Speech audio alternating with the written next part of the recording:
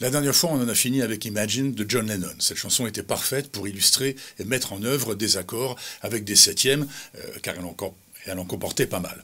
La chanson Always Remember Us This Way de Lady Gaga, qu'on avait fait avant, montrait, elle, bien comment utiliser les accords deuxième et quatrième. Avec ces deux chansons qu'on a complètement disséquées ensemble, les accords avec des deuxième, quatrième et septième n'ont plus de secret pour vous. Depuis pas mal de temps maintenant, on a passé en revue beaucoup d'accords, déjà tous les accords de base, C, E, A mineur, A majeur, enfin tout ce que vous voulez, des accords de base et des dérivés d'accords comme les deuxième, quatrième et septième. Il y en a d'autres encore, des accords dérivés qui partent d'un accord connu comme un A ou un C, et auxquels on a ajouté des spécificités comme on a fait avec les deuxième, quatrième ou septième. Il y a des diminués, des A-dim ou des A-dim 7, il y a des augmentés, des C-aug ou C-aug 7, comme on les écrit, mais on ne va pas complexifier les choses plus que ça pour l'instant. Mais si vous tombez sur un accord comme ça, C maj 9 ou E-dim 7 ou C-aug voilà. Alors évidemment, vous ne savez pas de quoi il s'agit puisqu'on ne les a pas couverts dans cette chaîne. Vous allez vous-même regarder de quoi ils sont fabriqués sur un site qu'on a déjà utilisé, pianochord.org, qui liste 95% des accords. Ces accords un peu barbares, ils sont surtout utilisés dans le jazz, qui adore les accords très tarabiscotés, mais on les trouve aussi parfois dans certaines chansons. Vous connaissez maintenant pas mal d'accords, les majeurs, les mineurs, vous savez retrouver et leur apposer des deuxièmes, des quatrièmes, des septièmes, vous connaissez l'astuce pour vite trouver la septième majeure ou mineure d'un accord. On n'y reviendra plus, et tout ça, on y a passé beaucoup de temps, on a beaucoup insisté là-dessus, parce que c'est très important, ça doit être parfaitement acquis dans votre esprit à ce stade. À partir de maintenant, je ne vous expliquerai plus pourquoi un accord est fait de telle ou telle façon, à moins qu'il y ait un truc un peu spécial qui mérite une explication additionnelle. Si tout n'est pas clair pour vous à ce stade, alors je vous invite très vivement de revenir en arrière pour rattraper vos lacunes, parce que si vous essayez de courir avant même de savoir marcher, vous allez vous casser la figure, vous allez vous fatiguer, vous allez vous frustrer, et vous allez arrêter en prétextant « Oh, je suis trop nul, la musique, ce n'est pas pour moi ». Non, c'est pas en musique que vous êtes nul, c'est dans l'organisation et votre impatience. Croyez-moi, c'est du vécu, et je le vois encore à chaque fois que je dispense cette méthode en présentiel. J'ai beau prévenir, avertir, menacer, non, il y en a toujours, c'est plus fort qu'eux qui pensent qu'ils vont s'en sortir en survolant tout ça. De mon côté, je vous ai tout organisé de façon à ce que ce soit fluide. Il suffit pour vous de suivre les vidéos bien dans l'ordre, elles sont toutes numérotées, bien suivre les exercices et les consignes de chaque vidéo. Allez voir d'ailleurs la vidéo numéro 28 qui rappelle comment utiliser cette chaîne. Voilà pour le sermon du jour, c'est toujours le même, je sais, et pourtant. Aujourd'hui, on est à une grande étape de la progression, on quitte le monde musical où les accords que l'on jouait étaient plaqués au piano, c'était le cas de Always Remember Us This Way de Lady Gaga et de Imagine de John Lennon. C'est aussi le cas d'autres chansons, comme When I Was Your Man de Bruno Mars, Un homme heureux de William Scheller et bien d'autres encore. Jouer les accords d'une chanson comme ça, plaquée au piano, c'est une façon de bien scander le rythme de la chanson, ça lui donne un petit côté presque enfantin, et cette simplicité apparente lui donne une certaine authenticité. C'est le choix du compositeur d'employer cette façon de jouer en fonction de l'émotion qu'il ou elle veut transmettre. Mais les accords peuvent être joués d'une autre façon que plaqués sur le clavier, comme on l'a fait jusqu'à présent, vous l'aurez deviné, c'est de jouer vos accords sous forme d'arpège. Et là, tout un nouveau monde s'ouvre à vous avec d'infinies possibilités. On en a déjà un petit peu parlé, mais là, on rentre dans le vif du sujet.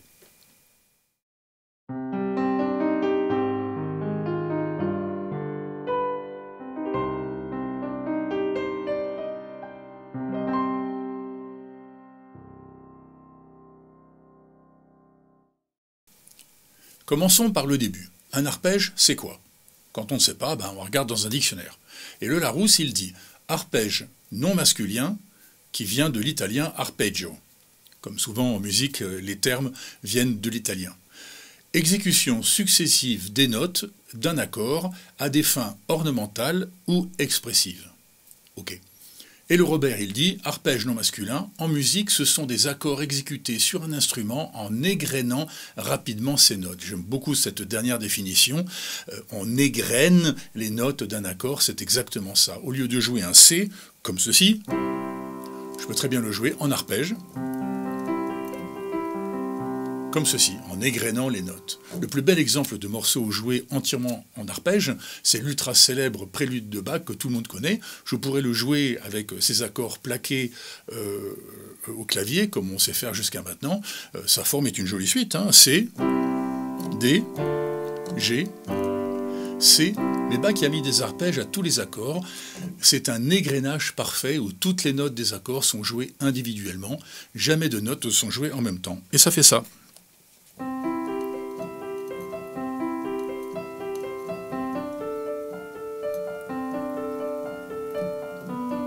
Je suis sûr que vous connaissez. Hein, c'était le tube de l'été 1722. Ce morceau qui paraît simple a priori ne l'est en fait pas du tout. Comme il est très mécanique, comme souvent les compositions de Bach, il ne supporte pas ni la moindre fausse note, ni la moindre variation du tempo due à une hésitation qui nuirait à sa fluidité. Ces erreurs seraient audibles immédiatement pour votre auditeur. Donc finalement, ce morceau est assez difficile à jouer si on veut bien le jouer. Et pourtant, ce morceau a suscité beaucoup de variations et de reprises. L'une d'entre elles est la célèbre chanson Prélude de Bach, chantée par Moran. D'ailleurs, un prof de musique et de composition nous avait demandé de faire une variation sur ce morceau. On devait commencer exactement comme Bach l'avait composé et ensuite faire quelque chose de personnel sans pour autant casser le rythme ou l'harmonie. Je me souviens très bien de ce que j'avais composé, surtout que ça avait été très très bien apprécié. Bon, je ne vais pas vous le jouer aujourd'hui, ce n'est pas le sujet de la vidéo. On peut aussi prendre comme exemple la chanson de Pascal Obispo et Lionel Florence. On peut jouer aussi les accords de la chanson comme ceci, plaqués au piano. Bon, j'ai transposé sur sur C mineur, hein, pour que ce soit plus visuel. C mineur, G, G mineur, A bémol, FM, G4, G, Fa mineur, G4, G et retour sur C mineur. Par ce squelette d'accords, on reconnaît déjà un peu la chanson. Ici, contrairement au prélude de Bach, les notes des accords sont parfois jouées seules ou à plusieurs. Mais ce sont toutes, sans exception, des notes de la suite d'accords que j'ai jouées plaquées juste avant. Et ça fait ceci.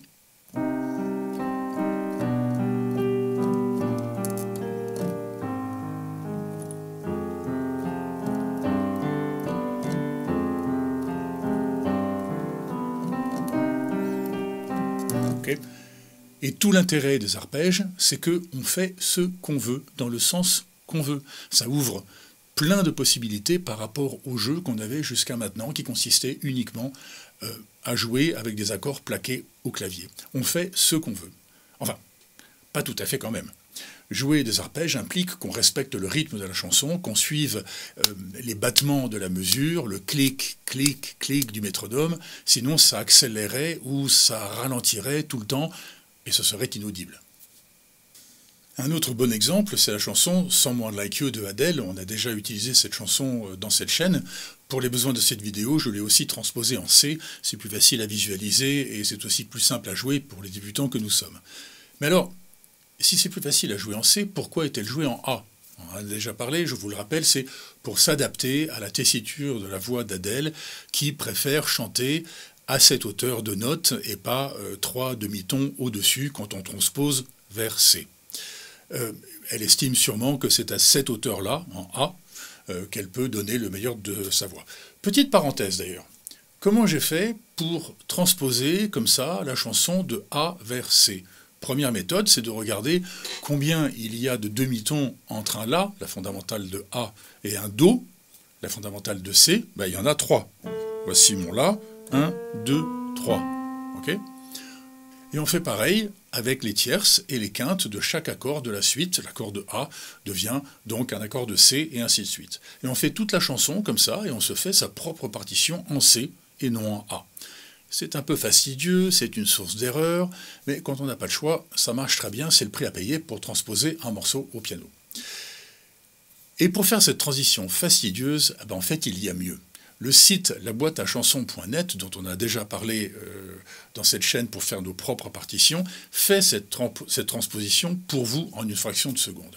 Regardez, quand on cherche cette chanson, sur laboîteachanson.net, elle s'affiche comme ceci. On arrive sur la page de la chanson et la tonalité par défaut est celle d'origine utilisée par Adèle lors de ses enregistrements et de ses concerts, c'est-à-dire A. On reconnaît d'ailleurs que la chanson commence par l'accord de A. Mais nous, on aimerait bien la jouer dans la tonalité de C. Ah ben, rien de plus simple, dans la ligne tonalité en haut de la page, on peut choisir la tonalité que l'on veut, on clique donc sur C, et hop, regardez en dessous, comme par magie, tous les accords de la chanson ont été transposés, à commencer par le premier accord de la chanson, le A, qui est devenu un C. C'est ce qu'on voulait. Et en jouant ces accords plaqués au clavier, on reconnaît déjà la chanson, mais 3 demi-tons au-dessus de l'original. Je pourrais d'ailleurs très bien choisir de jouer cette chanson de façon plaquée, ça marche très bien aussi, regardez.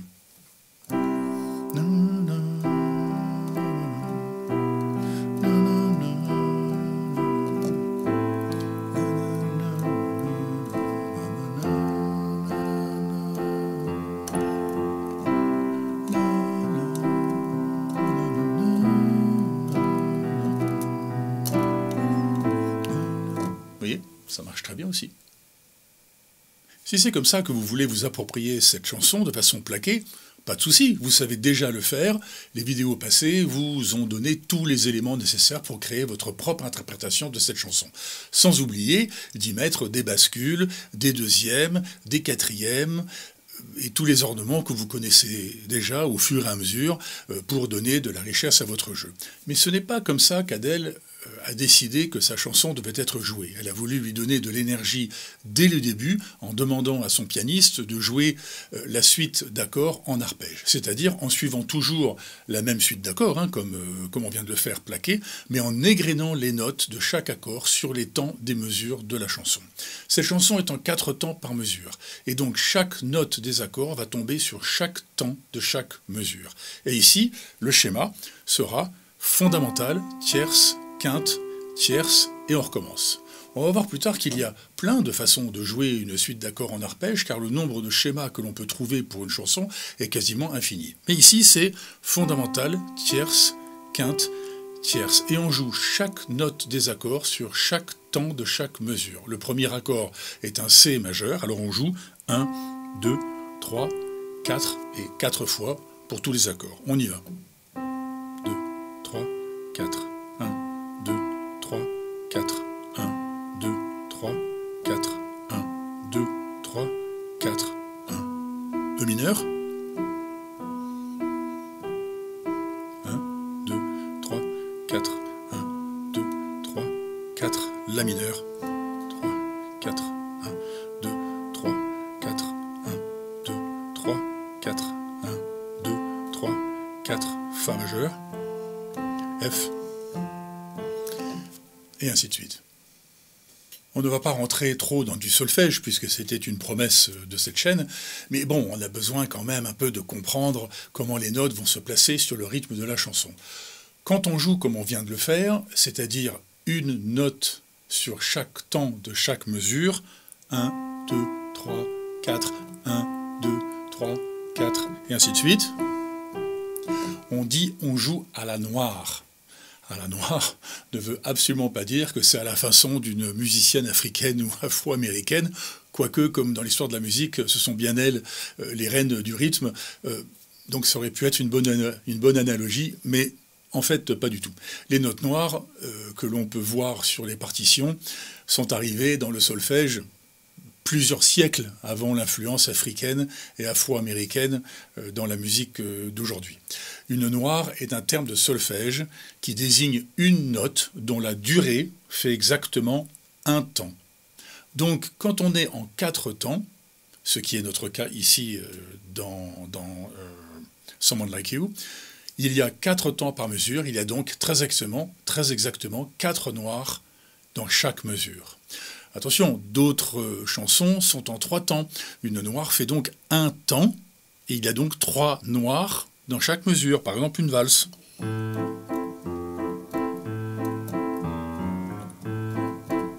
Ok ? Dans une chanson à 5 temps, on compte jusqu'à 5. J'en connais qu'une comme ça, à 5 temps. C'est un morceau de jazz qui s'appelle Take 5 de Dave Brubeck. Il y a donc 5 noirs dans une mesure, et on compte 1, 2, 3, 4, 5, 1, 2, 3, 4, 5. Ça fait un truc comme ça.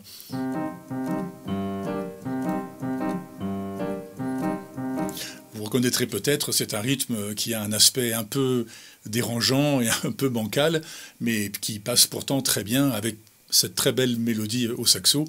Allez l'écouter, c'est intéressant. Dans la musique classique et contemporaine populaire, excluant le jazz, les rythmes sont en très très grande majorité des rythmes à 3 ou à 4 temps, ou des multiples, comme des rythmes à 6 temps ou à 8 temps. Je ne connais pas de chanson qui ne soit pas du jazz avec une autre signature que 3 ou 4 temps. Oui, la signature d'une chanson, c'est le nombre de temps dans chaque mesure. On appelle ça la signature d'un morceau ou d'une chanson, pour simplifier. On a déjà parlé de tout ça, mais je voulais vous rappeler ces histoires de temps et de mesure, parce que c'est important à partir du moment où on joue en arpège. Pour en revenir à Someone Like You, nous sommes donc en 4 temps, c'est-à-dire 4 notes noires par mesure. 1, 2, 3, 4, 1, 2, 3, 4, mais on voit bien que c'est pas assez rapide. On va donc doubler la vitesse de défilement des notes par rapport au décompte. Au lieu de compter 1, 2, 3, 4, 1, 2, 3, 4, on va compter 1 et 2 et 3 et 4 et 1 et 2 et 3 et 4. Et vous voyez que mes mains battent toujours le même tempo sur le rythme. On insère juste un « et » entre chaque note. 1, 2, 3, 4, 1 et 2 et 3 et 4 et 1 et 2 et 3 et 4. Alors au lieu de jouer comme ça, 1, 2, 3, 4, on va jouer comme ça. 1 et 2 et 3 et 4 et 1 et 2 et 3 et 4. Le rythme ne change pas, 1, 2, 3, 4, 1, 2, 3, 4, on met juste 2 fois plus de notes dans chaque mesure. 1 et 2 et 3 et 4, ok ? 1 et 2 et 3 et 4 et 1, 2, ok ? Comment on a doublé le nombre de notes dans chaque mesure, chaque note ne fait plus un temps. C'est plus noir alors. Ben non, chaque note fait désormais un demi-temps, ce qui en a 2 fois plus. C'est-à-dire la moitié du noir. Et la moitié du noir s'appelle une croche. On ne joue donc plus à la noire, mais on joue à la croche. Du coup, on place donc 8 croches dans la mesure, au lieu de 4 noirs avant. On joue donc 2 fois plus vite, mais avec le même tempo. 1, 2, 3, 4, 1 et 2 et 3 et 4, et ça fait ça. 1 et 2 et 3 et 4 et 1 et 2.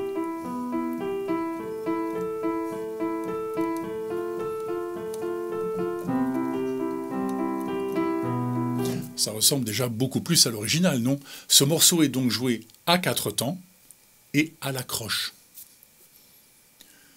Je récapitule. Dans une mesure à 4 temps, combien peut-on mettre de noir? 4. Une par temps, c'est la définition du noir. Et combien peut-on mettre de croches? Puisque une noire vaut 2 croches, on peut mettre donc 2 fois plus de croches que de noirs, c'est-à-dire 8. Dans une mesure à 4 temps, on peut mettre donc 4 noirs ou 8 croches, ou une combinaison des deux. On peut mettre par exemple une noire, puis 4 croches, puis une noire. Le tout, ça fait 8 demi-temps, soit 4 temps. Le compte est bon, la mesure est bonne. Une mesure a toujours 4 temps, il n'y a rien à faire, 4 temps exactement. Et si je continue comme ça, combien de doubles croches peut-on mettre au maximum dans une mesure à 4 temps? Oui, vous ne savez pas encore ce que c'est qu'une double croche, mais imaginez un peu. On a 4 noirs par mesure, ou 8 croches par mesure, eh bien, on double à chaque fois, donc 16 doubles croches par mesure. Ça donne donc ce tableau qui représente une mesure. Dans cette mesure, on y voit évidemment 4 noirs, qui équivalent à 8 croches, qui elles-mêmes valent 16 doubles croches, qui elles-mêmes valent 32 triples croches, et qui elles-mêmes valent 64 quadruples croches. Autant vous dire que des quadruples croches, on n'en voit pas souvent. Il faut que nos doigts deviennent supersoniques. Mais ça existe. On voit aussi comment on écrit ces notes. La noire possède une petite queue que l'on appelle la hampe. La croche a la hampe et un petit crochet en plus. La double croche, vous l'aurez compris, possède toujours une hampe et deux petits crochets. Et de façon plus générale, pour qu'on ne meure pas idiot, voici toutes les notes qu'on utilise en solfège. Tout en haut du tableau, c'est la ronde. Elle, c'est la plus longue, c'est la reine. Elle fait 4 temps, soit une mesure à elle toute seule. 1, 2, 3, 4. 1, 2, 3, 4. 1, 2, 3, 4. La ronde équivaut à 2 blanches, donc 2 blanches par mesure. 1, 2, 3, 4. 1, 2, 3, 4.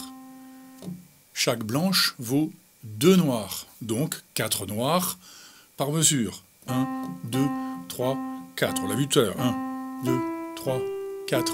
1, 2, 3, 4. Chaque noir vaut 2 croches. 1 et 2 et 3 et vous connaissez la suite.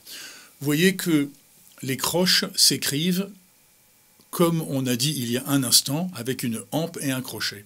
Mais s'il y en a plusieurs qui se suivent, alors elles sont souvent notées avec une barre horizontale commune. Pareil pour les doubles croches, la barre horizontale est doublée. Pareil pour les triples croches, où la barre horizontale est triplée. Pareil pour les quad... Ok, vous avez compris le principe. Eh bien voilà, mine de rien, sans en avoir l'air, on a fait un petit peu de solfège. Alors, vous avez vu, le solfège, bon, ok, ça pique un peu, mais pas trop fort quand même. Hein, on n'ira pas plus loin que ça de toute façon. Tout ça, c'est pour que vous compreniez bien que dans Someone Like You, on joue à 4 temps et à la croche, comme ceci.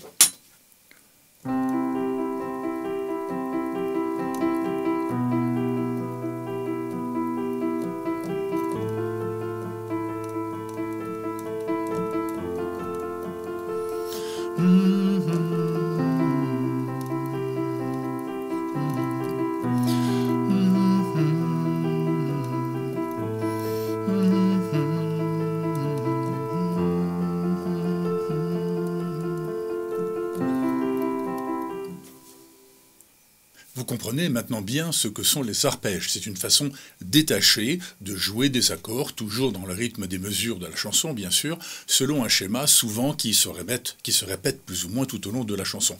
Plus ou moins parce que on peut y apporter des ornements au fur et à mesure de la chanson, comme on l'a fait avec des chansons qui sont jouées avec des accords plaqués au clavier.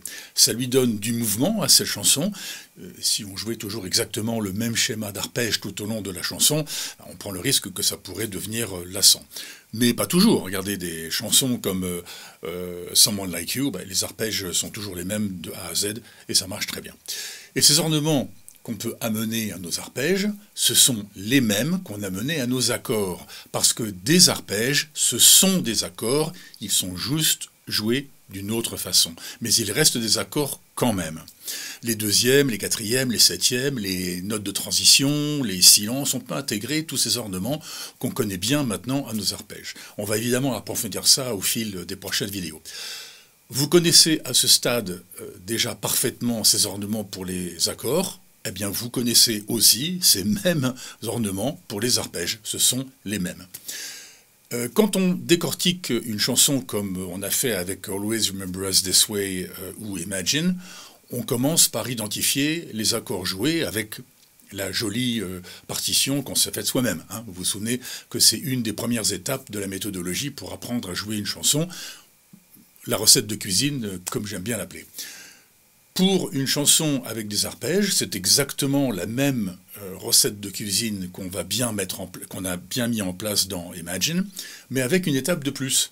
Jouer nos accords en arpège, selon votre choix, ou en essayant de faire comme la chanson originale. C'est à vous de choisir. Soit vous y mettez votre grain de sel, soit vous souhaitez coller parfaitement à la chanson, donc il faut bien écouter comment les arpèges sont joués et essayer de reproduire la même chose. Dans Someone Like You de Adele, on a commencé par identifier les accords. Hein. Voilà, C, puis un E mineur, bon, avec un Si à la basse, puis un A mineur, et puis un F. On l'a vu tout à l'heure. On commence par les jouer comme ça, sans forme particulière, et ensuite, qu'est-ce qu'on fait? Comme avec n'importe quelle chanson, on cherche des renversements pour grouper et faciliter son jeu. Alors je ne vais pas vous refaire tout le processus de renversement de chaque accord, vous savez déjà le faire parfaitement maintenant, et on tombe sur quelque chose comme ça. Alors, le premier accord c'est un C, bon, on le joue dans sa forme initiale, Do, Mi, Sol, fondamentale, tierce, quinte, ok.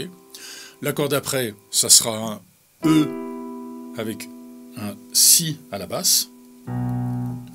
Si, Mi, Sol, c'est le deuxième renversement de E mineur avec un Si à la basse. Ensuite, c'est un AM. Alors, si on écoute bien, en fait, le pianiste le joue comme ça. La, Mi, La. Il manque le Do du AM. Bon, ok, c'est son choix, ça ne gêne pas. Pareil pour le F qui suit, il le joue La, Fa, La. Là aussi, il manque le Do pour en faire un F. Mais, une fois de plus, il ne le met pas. Et quand on enchaîne, ça fait ça.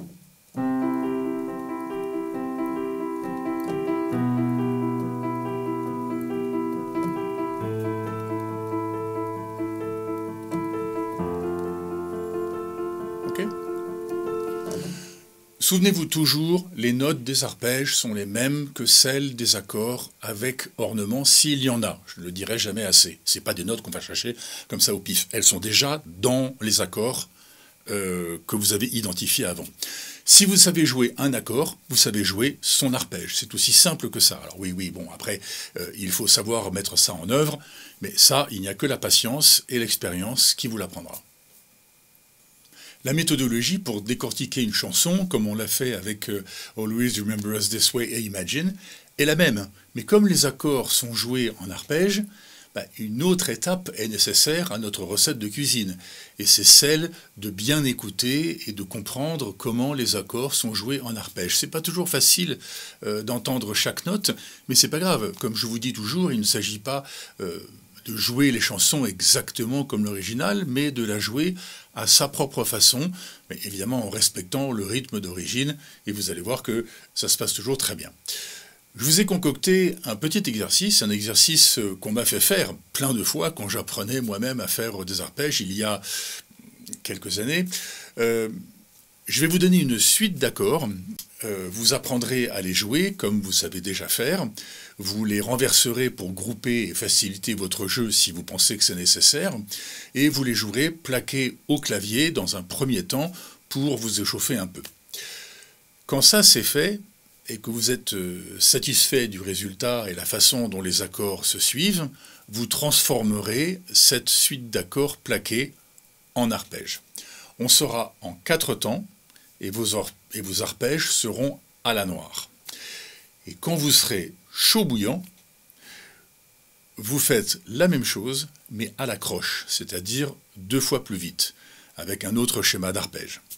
En bref, vous appliquerez la recette de cuisine à cette suite d'accords, et ensuite la dernière partie de la recette pour mettre tout ça en arpège.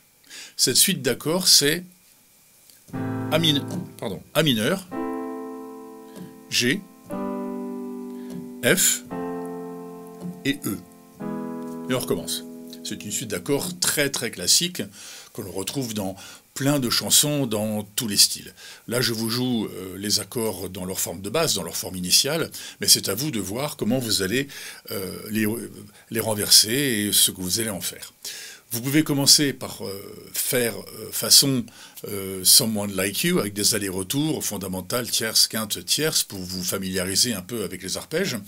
Ensuite, inventez vous-même un schéma avec des silences, pourquoi pas, des deuxièmes, des quatrièmes, des septièmes.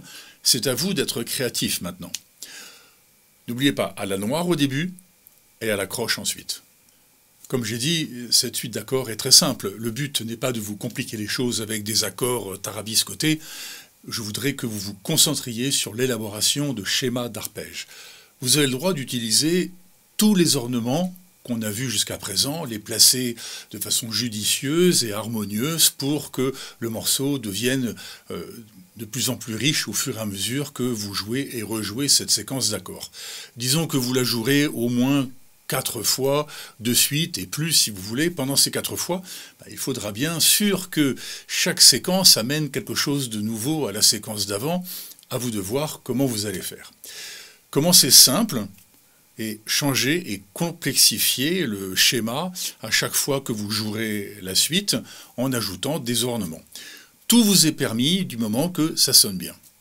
Cet exercice n'enlève rien à vos 20 minutes quotidiennes d'échauffement, gamme, accords en tout genre, accords à 3 notes, à 4 notes, à 6 notes, deuxième, quatrième, septième. Vous connaissez par cœur la routine maintenant, on n'y revient plus. C'est la première fois dans cette chaîne, peut-être la deuxième. Enfin, il me semble que c'est la première fois que vraiment je vous demande d'inventer quelque chose de toute pièce, avec des règles, bien sûr. Soyez patient, inventez et jouer des arpèges, c'est essayer plein de trucs. Pour tout le monde, hein. La plupart seront moches, vous allez bégayer sur votre clavier, mais au milieu de toute cette horreur informe que vous allez jouer, il y a un moment où il y a quelque chose qui va en sortir et qui va interpeller votre oreille. Tiens, c'est pas mal cette combinaison-là, tierce, tiers, fondamentale et quinte, par exemple. Ah ben, allez, voilà mes 4 notes de chaque mesure que je vais répéter.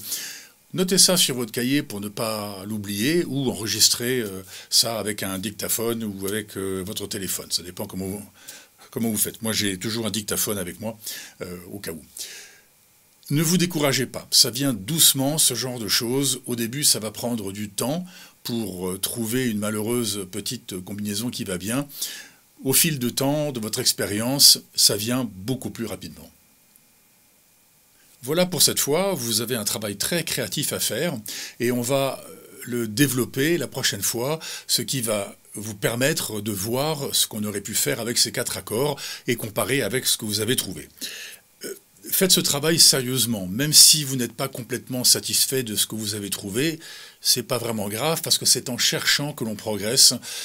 Pas en se disant je ne vais pas le faire parce que comme Steph il va nous donner la réponse la prochaine fois, tout ira bien. Non, c'est pas comme ça que notre cerveau fonctionne. On serait en présentiel d'ailleurs, comme je l'ai souvent fait, je vous ferai passer au piano un par un pour que vous montriez à moi, mais aussi à tous ceux qui ont planché dessus, ce que vous avez trouvé. Il n'y a pas de bonne ou de mauvaise réponse, il n'y a que votre effort qui compte. Vous n'allez pas composer un bon morceau sur ces accords comme ça du premier coup. Non, mais vous allez essayer du mieux que vous pouvez et ça c'est très très formateur. À la vidéo d'après, vous allez vous dire « Ah, j'aurais pu faire ceci, on aurait pu faire ça comme ça, pourquoi est-ce que j'y ai pas pensé ?» C'est comme ça que ces choses-là vont coller à votre esprit. C'est parce que vous en avez bavé un peu tout seul dans votre coin avec ces saloperies d'accords et d'arpèges que vous allez être bien plus réceptif à la prochaine vidéo quand on va faire ensemble cet exercice d'arpège.